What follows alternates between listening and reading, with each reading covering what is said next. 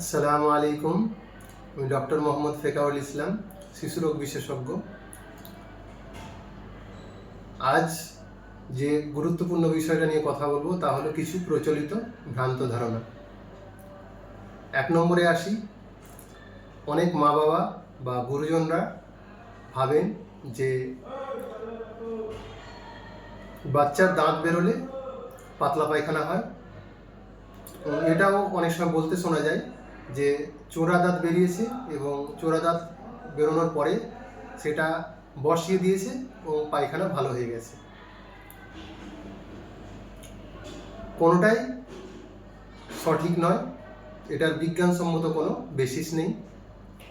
হতে পারে দাঁত বেরোনো এবং পাতলা পায়খানা হওয়া দুটো একসাথে ঘটেছে, কিন্তু কোনোটাই একে অপরের কারণ বা ফলাফল নয়। বরং বাচ্চা যদি বারবার পাতলা পায়খানা করে, আপনাকে খেয়াল রাখতে হবে বাচ্চার শরীরে কোনো জলের ঘাটতি হচ্ছে কিনা, এবং সেরকম যদি মনে হয় বাচ্চাকে আপনার শিশুরোগ বিশেষজ্ঞের কাছে নিয়ে গিয়ে চিকিৎসা করাতে হবে। এরপরে আসি, অনেকে ভাবেন যে বারবার পাতলা পায়খানা করলে বাচ্চার ঠান্ডা লাগা বা কাশি কমে যায়। এটারও কোনো বিজ্ঞানসম্মত বেসিস নেই।